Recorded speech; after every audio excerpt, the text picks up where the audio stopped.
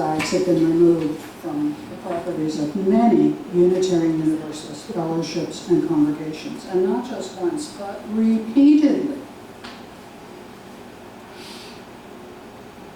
Earlier this summer, the UU congregation in Lancaster, Pennsylvania, experienced a mass awakening to the issues of systemic violence against black bodies, and in response, members of the Racial Justice and Healing Team began holding public witness demonstrations to remind our neighbors in Lancaster, which is generally speaking a very white area, to speak up and show up for black lives. We also placed posters on our doors to serve as witness to the many black and brown lives lost to systemic violence.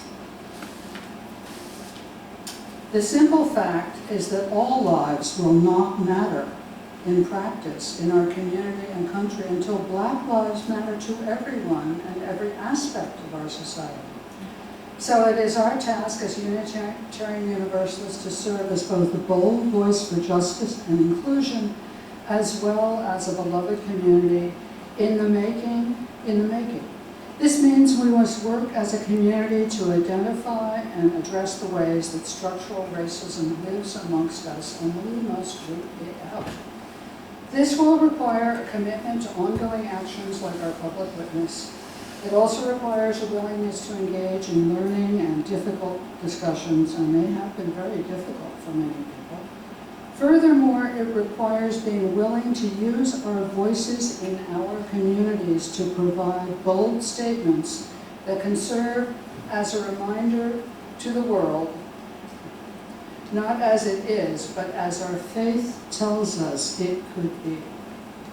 I really like that. It's aspirational in the best way possible. On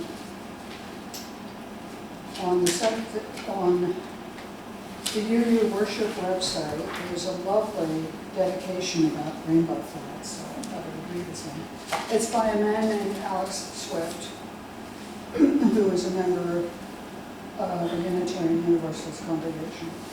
Let this banner be a symbol of hope, a blanket of protection for those who need it, and a cape of power for those who must be empowered. Let this flag be a standard of our conviction to embody all of these things and be the change we will upon the world. Let the will we weave to empower and protect be woven into this flag as we weave it into the world. With our blessing, let all love be sacred, all unions safeguarded, and all people free. Blessed be. There, if you go on the UUA's website for Worship Web, you will also see that there's a one-line phrase there underneath images of the chalice light in rainbow colors that says, "You are sacred in who you are." And let us remember that we are each sacred.